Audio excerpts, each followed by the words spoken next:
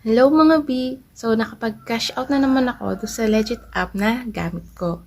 As you can see, andyan yung oras, 6:11 and ang date is September 12.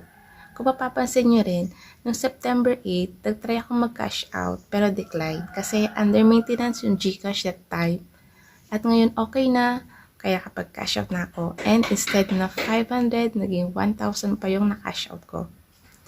Kung interested kayo kung ano tong app na ginagamit ko, watch the full video para maturuan ko rin kayo ng tips and tricks. Konting intro lang tayo tungkol sa app mga B. This app pala is a card game. Yes mga B, but don't worry kasi kahit wala kayong cash in, pwede mag-cash out. Kahit wala kayong invite, pwede mag-cash out. And tip ko pala, upon sign up, kailangan gamitin nyo yung Facebook or Gmail. Huwag nyo munang gagamitin yung CP number nyo sa pag-sign up.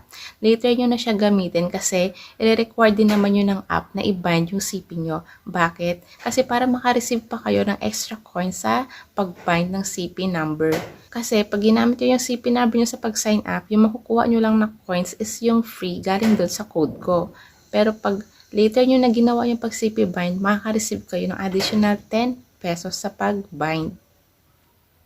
And don't worry pag na-zero balance kayo kasi makakatanggap pa rin kayo ng additional 2 pesos. And everyday yan mga B.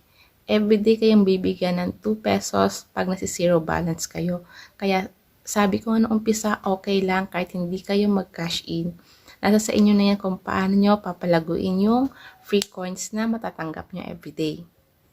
And isa sa nakaganda dito mga B is totoong tao yung mga makakalaro nyo, hindi sila mga computer.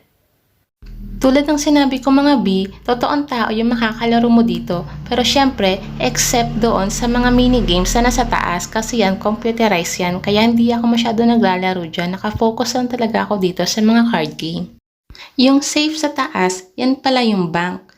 Diyan ko nilalagay yung mga winnings ko. Tapos, ang nilalabas ko lang is yung tamang panglaro ko lang, which is 10 pesos. Yung mga table dito kung saan pwede ka maglaro is may required na amount. Kaya 10 pesos lang yung nilalabas ko para doon ako sasali sa tagpipiso lang yung bet. Tapos tinatsaga ko yan mga B. Pag yung 10 pesos ko naging 20, bale yung extra nun nilalagay ko talaga sa bank. Tapos 10 lang talaga yung pinanglalaro ko. Hindi ako sumasali doon sa malalakiang. Kung below 10 pesos naman yung pera mo, pwede kang maglaro dyan sa practice kasi dyan may mga table na mababa lang ang betting. Ngayon naman, ika-cash out ko na yung aking mga winnings.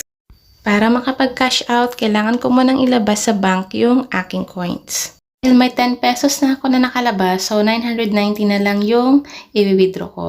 Tapos, input mo lang yung password. Kasi pag gagamit ka ng bank, i-require ka nilang gumawa ng password para safe yung coins mo. Ang minimum withdrawal nila mga B is 150 pesos while ang maximum naman is 4,000 pesos. Ang tip ko pala mga B, kung mag-withdraw kayo, dapat 300 pataas. Kasi pag 300 pataas yung ika-cash out nyo, ang service fee niya is 20 pesos only. While pag 300 below naman yung ika-cash out nyo, 20 pesos plus 2% ang withdrawal fee. Kaya mas prefer ko talaga na 300 pataas ang i-withdraw. But ngayon, ang ika-cash out ko is 1,000 pesos. Successful submission, standard processing time is within 3 hours.